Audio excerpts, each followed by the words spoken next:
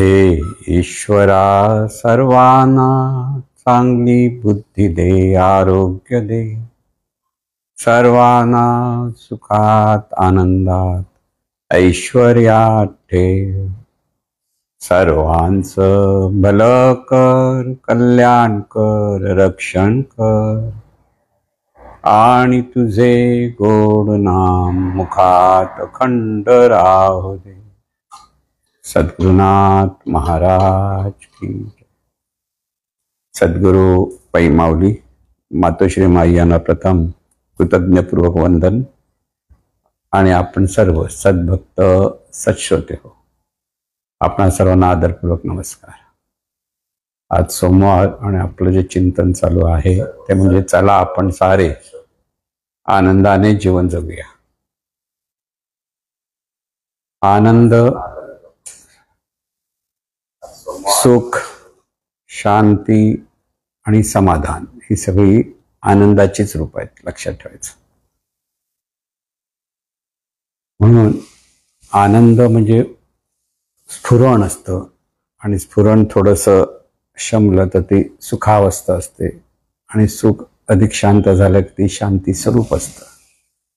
आणि ह्या तिन्ही अवस्था आणि त्या तिन्ही अवस्थेतून सहजपणे मनामध्ये समाधान नांदायला लागतं.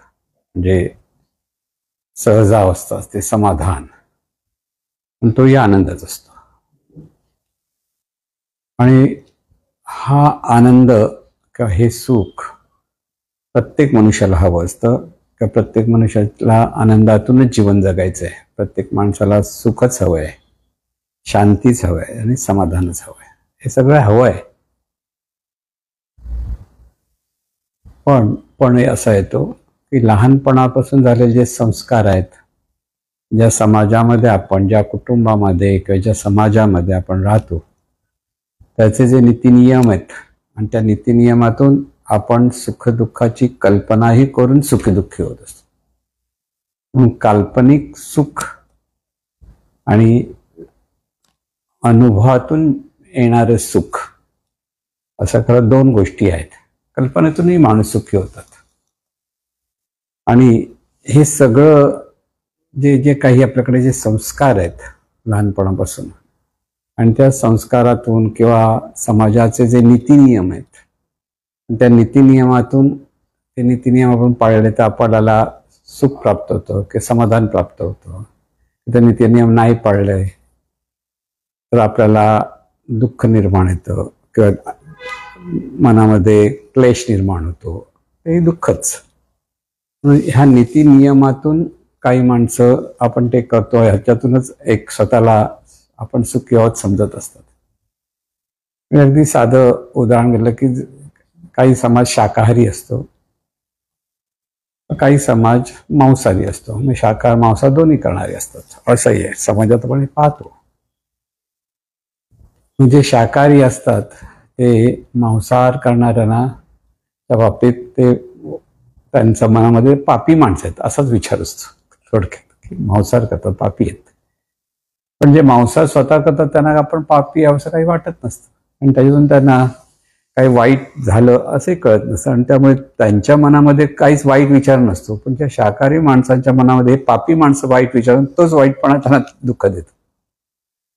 लक्षात आहे मी काय म्हणतो? म्हणजे आपल्या मनामध्ये एखाद्या कृतीबद्दल, एखाद्या गोष्टीबद्दल ती वाईट आहे म्हणून जर चिंतन व्हायला लागलं, मनाच्या आतल्या गाभाऱ्यामध्ये ते वाईटपणाचं की त्याबद्दल जी द्वेष मत्सर तयार होतो, द्वेष निर्माण होतो. मत्सर होण्यापेक्षा द्वेष असतो किंवा चीड असते. ह्या सगळ्या गुणातून आपणच आपलं दुःख निर्माण करतो.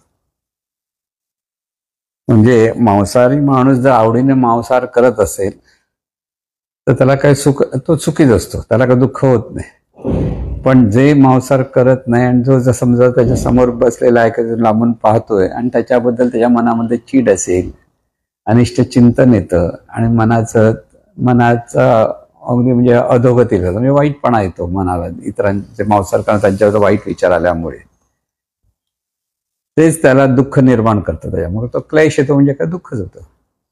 म्हणजे कर्म म्हणून माणूस आपण प्रत्येक जण करत असतो आणि सामाजिक किंवा जो समूह आहे त्याचे जे नीतिनियमातून तो चांगला आणि वाईट समजायला लागतो.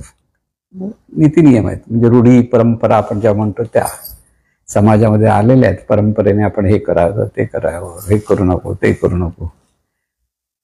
त्याला निसर्ग नियमांचं अधिष्ठान असतंच असं नाही. काय वेळेला असतं ते योग्य असतं, जे अधिष्ठान नसतं तर ते अयोग्य असतं. म्हणून कल्पनेतून माणूस स्वतः सुखी किंवा दुःखी होत असतो.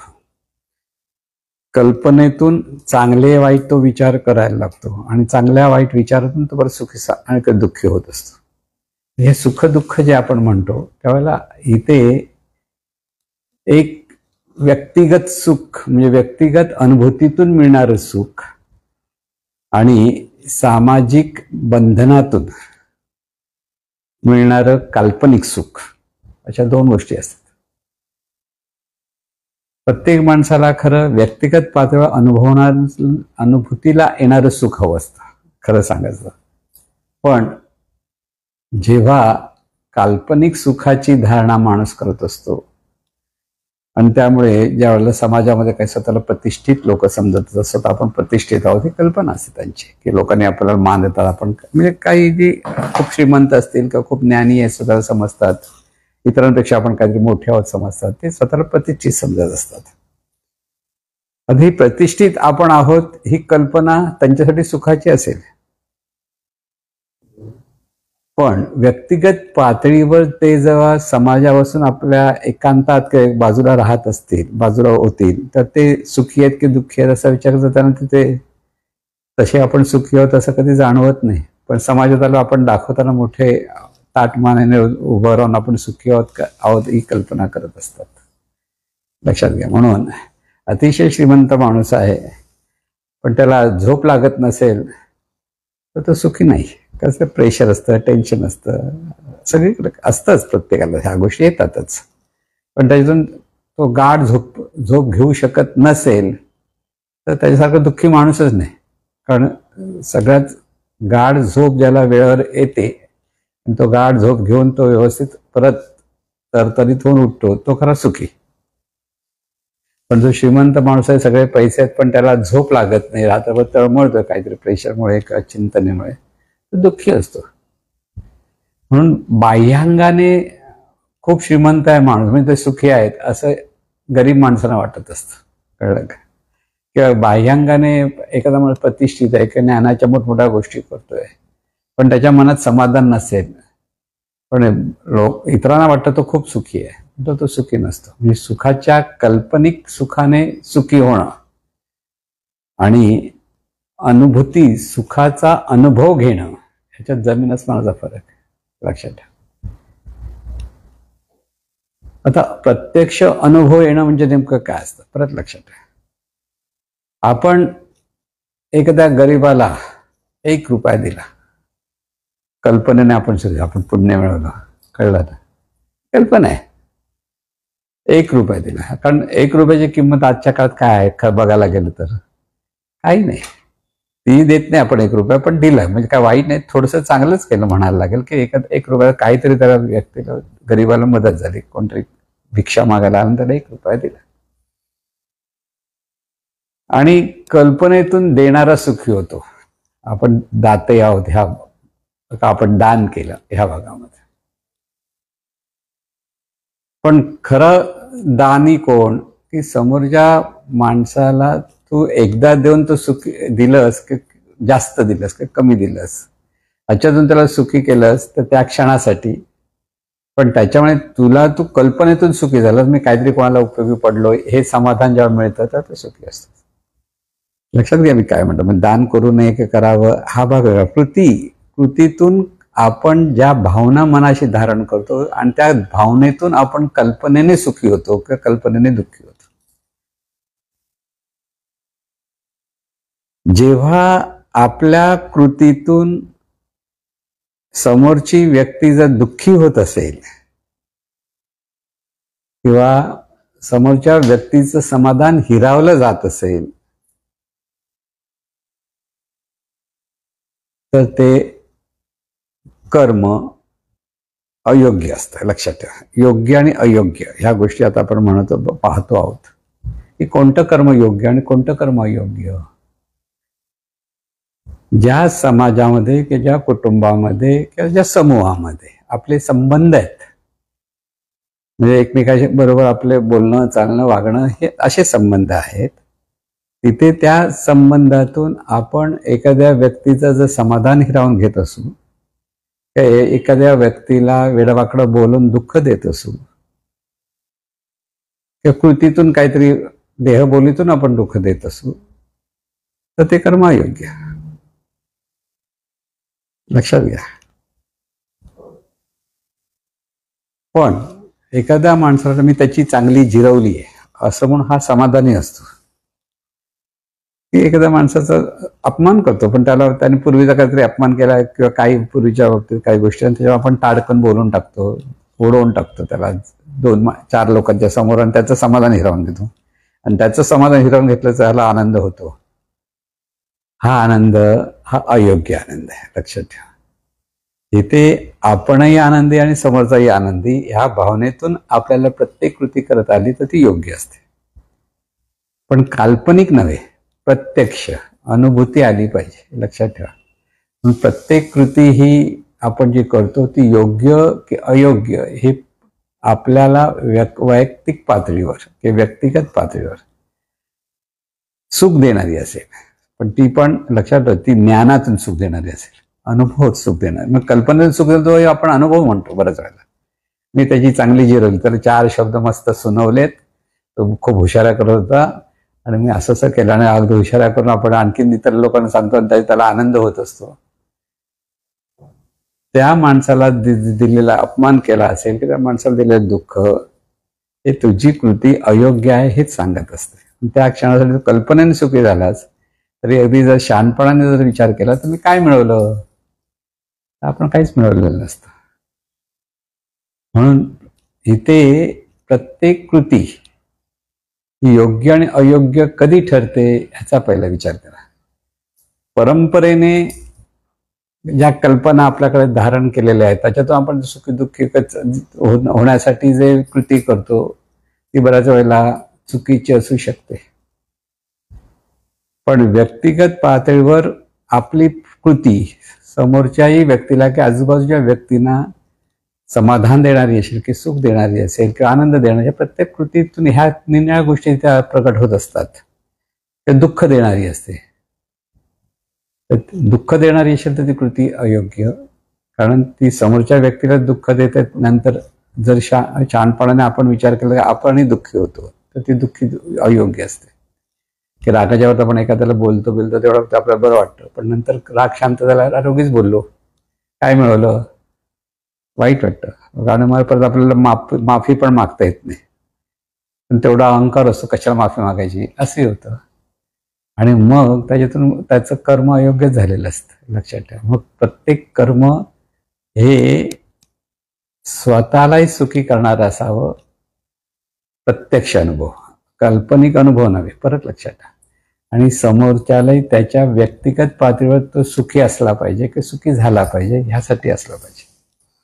मग कर्म कसं झालं पाहिजे ह्याचा विचार आपल्याला जमला पाहिजे. हे सगळ्या प्रत्येक व्यक्तीच्या संबंधातून आपण सुख देतो आणि सुख घेतो हे सतत चालू असतं, किंवा दुःख देतो आणि दुःख घेतो हे सतत चालू असतं.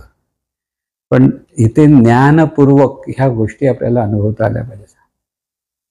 अगदी संबंध म्हटल्यानंतर नाती संबंध येतात. कुटुंब ही व्यवस्था आहे. ही कुटुंब व्यवस्था म्हणजे सगळ्यांनी सुखी होण्यासाठी निर्माण झालेली व्यवस्था आहे. लग्न बंधन असं आपण म्हणतो ना. पूर्वीच्या काळी सांगत की लग्नाच्या गाठी स्वर्गात बांधल्या जातात वगैरे अशा अंगाने सगळं कल्पना निर्माण करून घेऊन माणसं सुखी व्हायला. आमचं लग्न 7 जन्माच्या गाठी आहेत असं म्हणतात ना, की स्वर्गामध्ये गाठी निर्माण बांधल्याने आम्ही आलो. ह्या सगळ्या कल्पना आहेत, पण त्याच्यातून माणसं सुखी होतात की नाही, काल्पनिक सुख असतं. पण प्रत्यक्ष मग लग्न झालं, आता लग्न हे सुख होण्यासाठीच करतात. माणसाला दुःखी होण्यासाठी कोण लग्न करत नाही. कल्पना असते लग्न झालं की आपण सुखी होऊ. पण व्यवहार आला मग तुझं माझं सुरू होतं. प्रत्येक व्यक्तीचा स्वतःचा स्वभाव, पती असो पत्नी असो, व्यक्ती आहे.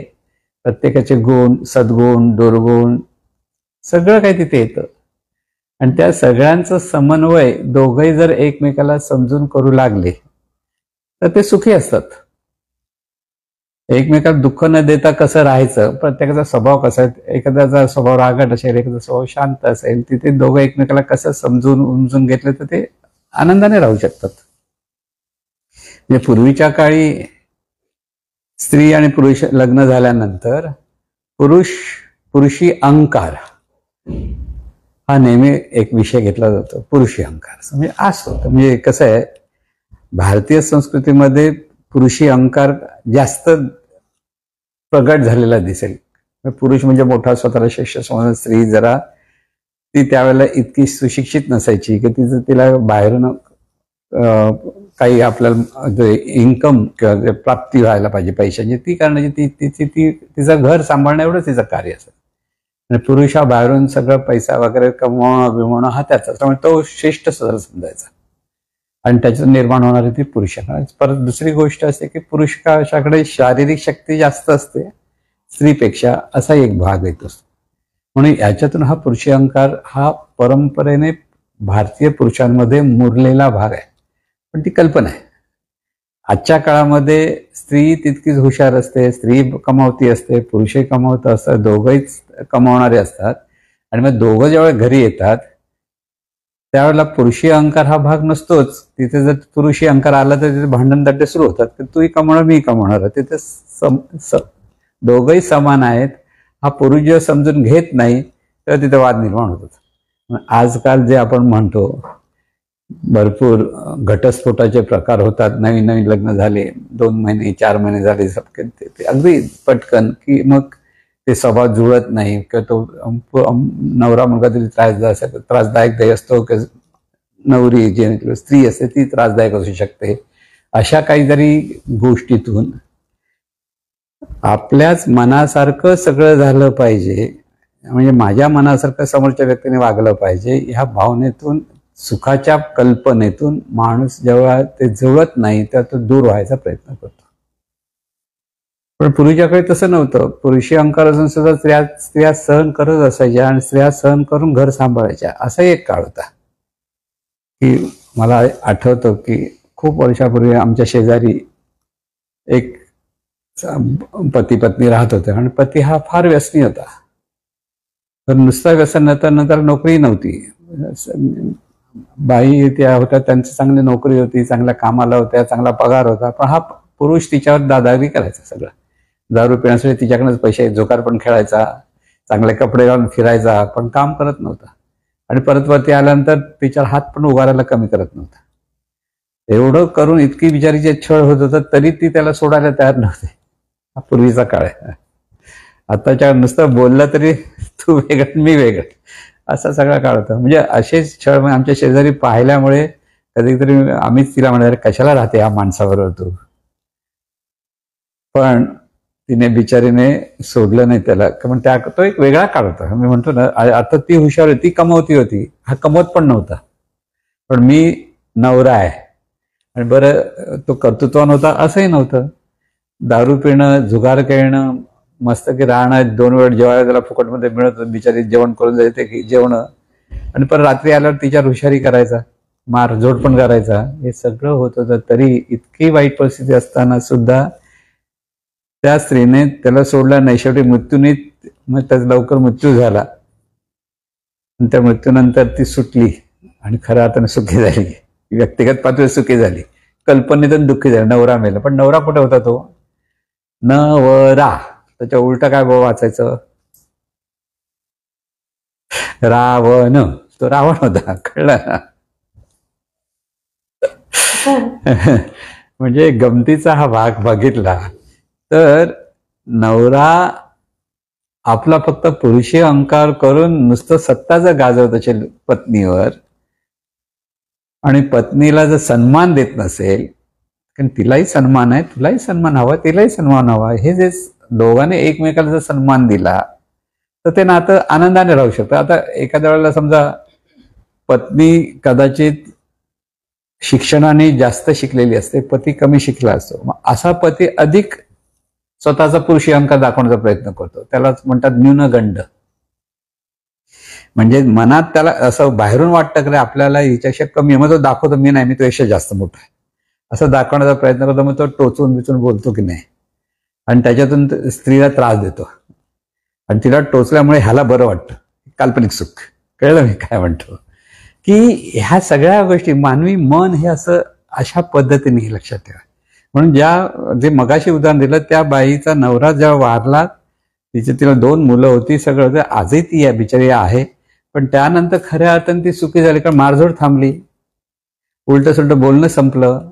पण आपला नवरा मरण पावला हे दुःख मात्र तिच्याकडे आलंच, कारण ती त्याला सोडायची कधी तयारी, मनात विचार पण नाही आला. जरी आम्ही सांगत होतो शेजारी, अरे कशाला अशा माणसावर राहते, कशाला छळ करून घेते स्वतःचा.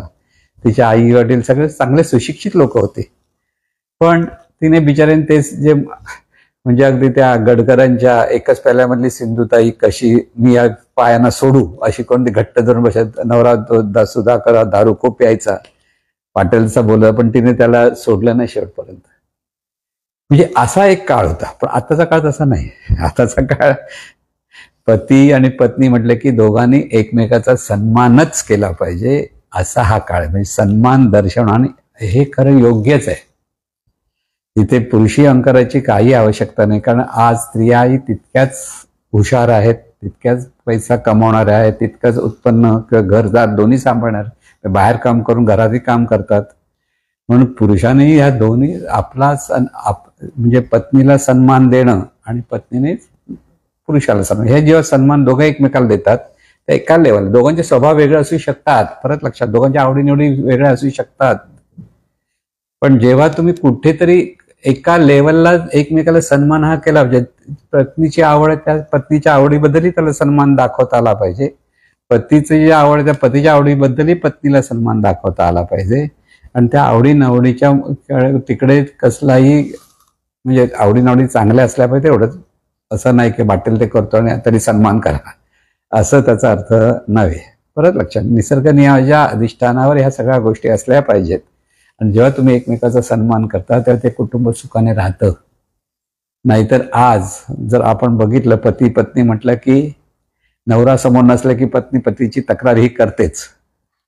फक्त पती सुद्धा पत्नी समोर नसेल तर गमतीने म्हणा किंवा कशाही पद्धतीने तक्रार करत असतात, कारण ते एकमेकाचा सन्मान करत नाहीत. हा भाग आहे. म्हणजे जे लग्न बंधन जे आपण म्हणतो, ह्या लग्न बंधनामध्ये ते बंधन कधी होतं, जेव्हा एकमेकाचे दुर्गुणच बघत असतात आणि त्या दुर्गुणाचा खिळा ठोकत बसतात, आणि त्याच्यातून ते कुटुंब कधी पती पत्नी सुखी राहू शकत नाही. महत्वाचं, आनंदाने जीवन जगण्यासाठी सामाजिक बंधनं, म्हणजे लग्नाची की कौटुंबिक बंधनं की वैयक्तिक जीवन कसं जगावं, हे सगळे नियम ते निसर्ग नियमाच्या अधिष्ठानावर असतील तर त्याच्यातून माणूस सुखी होतो.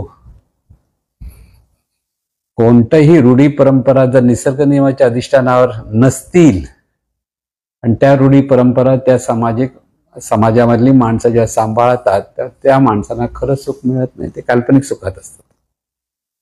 लक्षात घ्या ह्या सगळ्या गोष्टी. म्हणजे आता काही आता समाजामध्ये ज्यावेळेला उपास तपास व्रत वैकल्य सगळे आहेत, की मग स्त्रियांनी असं 4 दिवस उपास, 2 दिवस उपास, 3 दिवस उपास केलाच पाहिजे, असं सगळं आहेत.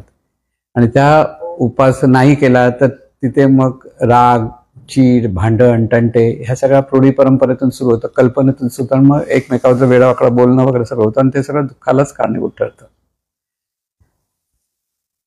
म्हणून सर्वत्र समत्वाने पाहता आलं पाहिजे. म्हणून आपण कोणतरी मोठे पुरुष म्हटलं की आपण कोणतरी मोठा, आणि तो पत्नीच्या विचारांची जर तो प्रतारणा करतो, म्हणजे पत्नीच्या विचारांना सन्मान करत नसेल, तर ती पत्नी त्याचाही सन्मान करणार नाही. ऍक्शन रिॲक्शन चालूच होते शेवटी. आणि मग सन्मान करत मग तिथे तक्रारी सुरू होतात, मग तिथे भांडत नाही, मग शेवटी घटस्फोट घ्यायच्या विचारापर्यंत पोहोचतात. बरीच मंडळी अशी आजचा जो समाज आहे, त्या समाजामध्ये अगदी हौसेने मोठी लग्न केलेली पाहतो आपण, आणि 2 महिने 4 महिने 6 महिन्यानंतर पर्यंत नाही आम्ही वेगळे झालो म्हणतात. का तर नाही आम्हाला त्याचा विचार आवडला नाही, त्या हे सगळं होतं. पण एक लक्षात ठेवायचं, जितक्या व्यक्ती तितकी प्रकृती. म्हणजे व्यक्तीच्याकडे सद्गुण पण असतात आणि दुर्गुण पण असतात. सगळीच व्यक्ती 100% सद्गुणी कोणच नसतो. लक्षात घ्या, ह्या सगळ्या गोष्टी लक्षात ठेवता आल्या पाहिजे की जेव्हा आपण एकत्र राहणार आहोत तेव्हा ते काही सद्गुण आहेत, काही दुर्गुण आहेत.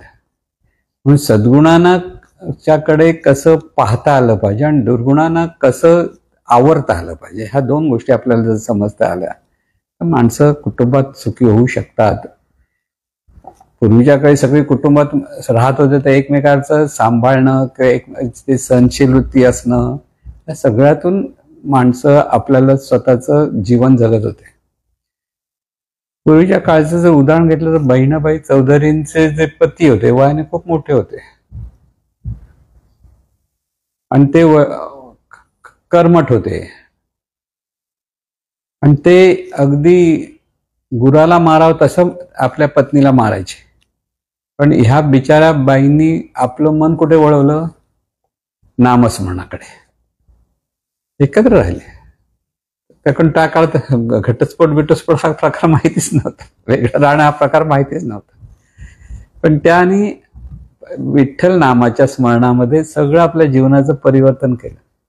म्हणजे हे दुःख सहन करण्यासाठी सुख, आता त्यात कोण मारत असेल तर शारीरिक सुख हे काही शारीरिक त्रास हा काही सुख देणारा प्रकार नसतोच. शरीराला कोणतरी मारताय म्हटल्यानंतर तुम्ही म्हणा नाही मी सुखी आहे, हे काल्पनिक होऊ शकतं. दुःख ते दुःखच, शरीराला त्रास होतं दुःख ते दुखणंच. पण तिथे आपल्या मनाला परमेश्वराकडे वळवणं, परमेश्वरी शक्तीचं म्हणजे परमेश्वराच्या स्मरणाकडे वळवून आपल्या मनाला शांत करण्याचा जो मार्ग आहे तो त्या बहिणाबाईंनी सांभाळला आणि त्याच्यातून आपलं मनाला स्थिरता आणली. लक्षात ठेवा, जीवनामध्ये ह्या सगळ्या घटना घडत असतात.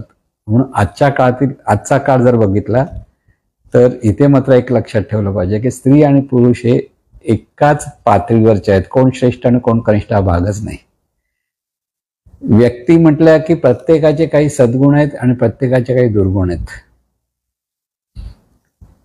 प्रत्येकाचा पिंड वेगळा वेगळा आहे. काही माणसं भरभर कामं करतात, काही माणसांना रेंगाळत कामं करायची आवड असते. पटकन नाही करत, पटकन सांगणं पटकन केला अशी काही लोकांची सवय असते. म्हणून ना पिंड आहे प्रत्येकाचा, संस्कार तो निर्माण झालाय. किंवा म्हणजे अगदी 2 बहिणी पण जर बघाल, एक बहीण जरा हळू स्लो ट्रेन म्हणतो आपण त्याला, पण एक माझं भर पटकन काम करून मोकळी होते पटकन. अशा म्हणजे अगदी जवळजवळ बहिणी किंवा भाऊ सगळ्यांच्या बद्दल आपण हे सांगतो की प्रत्येक व्यक्तीचा हा एक स्वभाव असतो की प्रत्येक व्यक्तीचा एक पिंड आहे. तोही पती पत्नी किंवा भाऊ बहीण किंवा आई वडील हे सगळं जे आपण नाती होतो त्या प्रत्येकाचा त्या पद्धतीने जो आहे ते समजून घेऊन त्याचा सन्मान केला पाहिजे. तो आता हळूवार काम करतो म्हणजे त्याला वेडवाकडं बोललं पाहिजे की त्याला चिडवलं पाहिजे असा काहीच भाग नसतो. आणि तो पिंड आहे, तो आपल्याला स्वीकारता आला पाहिजे. आणि तो जो आपण स्वीकारतो आणि त्या ठिकाणी ती व्यक्ती पण छान कार्य करू शकते. असं काही नाही स्लो केलं म्हणजे छान कार्य आणि फास्ट केलं म्हणजे छान होतं, असं काही नाही. प्रत्येकाचं पिंड आहे, त्याप्रमाणे ते योग्य ते कर्म करायचं, त्याचं कौतुक झालं पाहिजे. मग तुला हेच जमत नाही, तुला हेच जमत नाही असं जर करत बसलं एकमेकाला तर दोघेही व्यक्ती दुःखी होऊ शकतात. म्हणून एक नेहमी लक्षात ठेवायचं असतं की जितकी व्यक्ती आहेत, म्हणून पती पत्नी असो, भाऊ बहीण असो, ज्यांच्याशी आपला संबंध आहे त्याचा प्रत्येकाचा पिंड वेगळा आहे. प्रत्येकाच्या झालेल्या संस्कारातून त्याची बोलण्याची पद्धत, वागण्याची पद्धत ही वेगळी असू शकते. फक्त ती वेगळी जरी असली तरी एकमेकाला सन्मान देणारी असली पाहिजे. मी मोठा आहे, श्रेष्ठ आहे असं पुरुष अहंकारामध्ये असतं. पुरुषाला वाटतं मी मोठा श्रेष्ठ आहे. स्त्री ही आपल्या हाताखाली दबलेली असली पाहिजे, मी बोलेन तसंच तिने केलं पाहिजे. हा पूर्वीचा काळ गेला. आता पूर्वीचा काळ होता, त्या काळात पुरुषांनी काय केलं असेल असू दे, करू दे. आताच्या काळामध्ये तुम्हाला समत्वानेच पाहता आलं पाहिजे, नाहीतर घटस्फोटाचे हे प्रकार वरचे वर होतात. म्हणून लग्न होण्यापूर्वी एकमेकाचा स्वभाव समजून घ्या. आपण बाह्यांगाने एकमेकावर आकर्षित होतो की बाह्यांगाने बघ तो खूप पैसे कमवतोय, चांगली नोकरी आहे, घर आहे, गबाड आहे की काय असं काय म्हणायचे की हे मिळतं म्हणजे आपण आता सुखी होणार नाही. स्वभाव दोघांचे कुठे जुळतात आणि स्वभाव कुठे जुळत नाहीत आणि कुठे आपल्याला जुळून घ्यायचं ह्याचं खरं शिक्षण पहिल्यांदाच ह्या तरुण तरुणींना दिलं पाहिजे की इथे काही गोष्टी आपल्या मनासारख्या घडतील आणि काही गोष्टी आपल्या मनासारख्या घडणार नाहीत, हे पहिलं लक्षात ठेवायचं. आणि म्हणून ह्या गोष्टीचं शिक्षण देणं फार आवश्यक आहे आजकालच्या काळामध्ये. म्हणून आनंदाने जीवन जगण्यासाठी संसार करणं किंवा समाजामध्ये राहणं, तिथे निसर्ग नियमाच्या अधिष्ठानावर सुख आणि दुःख काय हे समजून घेता आलं पाहिजे.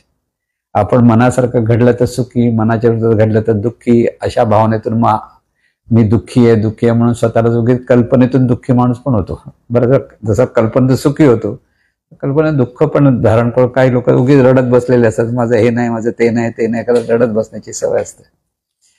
म्हणून ह्या सगळ्यातून आपल्याला आपल्या जीवनाकडे निखळ दृष्टीने पाहता आलं पाहिजे. निरीक्षण परीक्षण करा. स्वतःचा स्वभाव कसा आहे, स्वतःचेच गुण आणि स्वतःचे दुर्गुण जर आपल्याला समजले, त्या दुर्गुणांना आवरता येतं आणि सद्गुणांच्या अंगाने जीवन जगता येतं. कारण माणसाला जर सुखाने जीवन जगायचं असेल तर सद्गुणांच्या अधिष्ठानावर जीवन जगता आले, सद्भावनेतून जीवन जगता येतं. दुर्भावनेतून माणूस सुखी होऊ शकत नाही. पण बरीच मंडळी दुर्भावनेला प्राधान्य देतात स्वतःचा अहंकार जोपासण्यासाठी आणि दुःखी होतात. अगदी सुरुवातीला त्यांना जरी ते आपला अहंकार दाखवून समोरच्या व्यक्तीवर आपला सत्ता गाजवण्याचा प्रयत्न करतात आणि त्या सत्ता गाजवण्यातून शेवटी त्यांच्या वाट्याला दुःख येतच. आणि म्हणून हे सतत लक्षात ठेवायचं की सर्वांप्रती सद्भावना ही सुखी जीवनाची गुरुकिल्ली आहे. तुम्हाला जर खरोखर मनापासून सुखी व्हायचं असेल तर सर्वांचा सन्मान करा. लहान मूल असेल त्याचाही सन्मानपूर्वक पहा, मोठी व्यक्ती आहे त्याच्याकडे सन्मानपूर्वक पहा. ज्ञानी आणि अज्ञानी हा फरक सन्मानासाठी उपयुक्त नाही. जी व्यक्ती समोर आहे त्या प्रत्येकाचं तुम्ही सन्मानपूर्वक त्यांच्याशी जे आपण विचार आचार करायला लागतो त्याच्यातून खरंच सुख अनुभवता येतं. मनापासून सन्मानपूर्वक बोला की एखाद्या व्यक्तीला, आता बघा साधी गोष्ट, ज्यावेळी तुम्ही एखाद्या समाजामध्ये आणि हल्ली इंग्लिश बोलणं ही एक प्रतिष्ठा असते. जे इंग्लिश बोलणारे असतात ते इंग्लिश ज्याला बोलता येत नाही त्याच्याबद्दल अन्नाडी आहे माणूस असं समजतात ना. आणि असंही होतं का आपल्या भारतीय संस्कृतीमध्ये असं म्हणजे आजकाल तरी की इंग्लिश बोलला की एकदम हुशार आणि इंग्लिश बोललं नाही तर असाही प्रकार होतो. पण ह्या सगळ्या कल्पना आहेत, मनातून काल्पनिक गोष्टीतून ह्या गोष्टी बाजूला करून घेता यायला पाहिजे आणि सर्वांशी सन्मानपूर्वक सद्भावनेतून वागण्याचा प्रयत्न केला पाहिजे. सर्व सुख आहेत, सर्व श्रेष्ठ आहेत. पारमार्थिक दृष्टिकोनातून म्हटलं तर सर्व ईश्वराचीच लेकरं आहेत की ईश्वरी शक्तीच आहे. ह्या भावनातून आपण सर्वांशी सन्मानाने वागायला पाहिजे. मग पती असो, पत्नी असो, पुरुष असो, स्त्री असो, लहान असो, मोठा असो, कोणी असो, एकमेकाचा सन्मान आणि एकमेकाबद्दल असलेल्या सद्भावना ही सुखी जीवनाची गुरुकिल्ली आहे. लक्षात ठेवायचं. म्हणजे अनुभूती तिथे अनुभवाचं म्हणजे अनुभूतीपूर्ण सुख. जेव्हा तुम्ही इतरांचं खरोखर मनापासून चांगल्या गोष्टीचं कौतुक करता, सन्मान देता आणि एखादा चुकला तरी त्याचं म्हणजे त्याला वेडावाकडं न बोलता त्याला सांभाळण्याचा प्रयत्न करता, तेव्हा तुम्ही सुखी होता. कारण त्याला जो आनंद होतो, तो जो शांत होतो, त्याच्यातून तुम्हाला समाधान होतं. बघा, लक्षात ठेवा की जेव्हा आपण इतरांचा सन्मान करतो, इतर जर कोणतरी वेडावाकडं बोलतोय किंवा संकटात पडतोय, त्याला तुम्ही त्याचा आधार द्यायला जाता, त्याच्यातून तो सावरला गेला, तर सावरण्यातून त्यालाही एक सुख मिळतं आणि तो सुखी झालेला पाहून तुम्हालाही सुख मिळतं. म्हणून सुख हे देण्यात आहे. हा जो सिद्धांत पै सद्गुरू माऊलींनी मांडलेला आहे, तिथे सुख हे देण्यात म्हणजे सुख हे सर्वांना सन्मान देण्यात आहे. सुख कसं देणार? तुम्ही सर्वांचा सन्मान करायला लागता, सर्वांबद्दल सद्भावना आपल्या मनामध्ये निर्माण करून घेता. त्या सद्भावनेतून जेव्हा तुम्ही विचार आचार करता, काही संबंध जोडता, तिथे तुम्हाला सुख अनुभवता येतं. सुख अनुभवण्यासाठी सर्वांचा सन्मान झाला पाहिजे की आपण सन्मान केला पाहिजे आपल्याकडून. तो समोर तुमचा करो की न करो, तुम्हाला समोरच्यावर तुमचं नियंत्रण नसतं.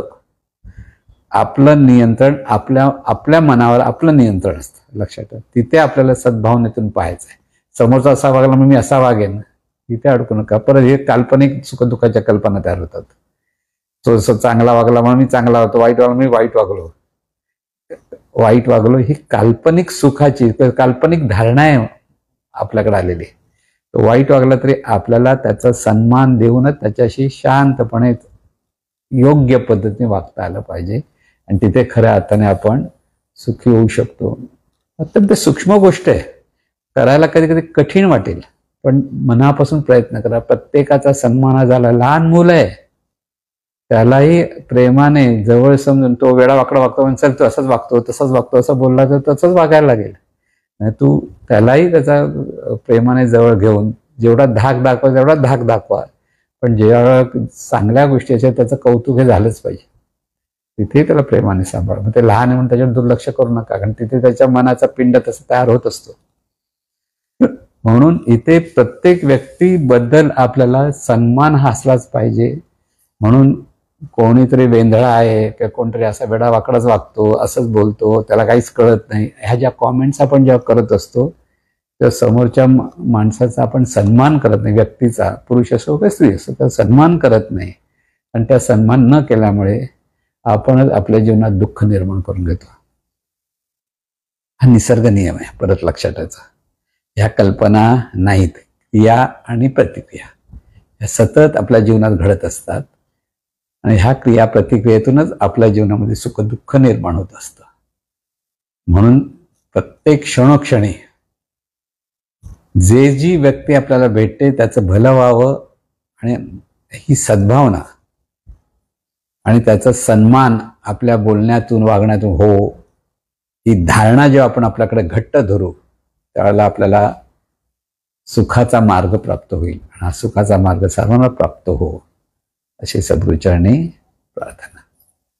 हे ईश्वरा सर्वांना चांगली बुद्धी दे, आरोग्य दे, सर्वांना सुखात आनंदात ऐश्वर्यात ठेव, सर्वांचं भलं कर, कल्याण कर, रक्षण कर आणि तुझे गोड नाम मुखात खंड राहू दे. सद्गुरुनाथ महाराज की जय.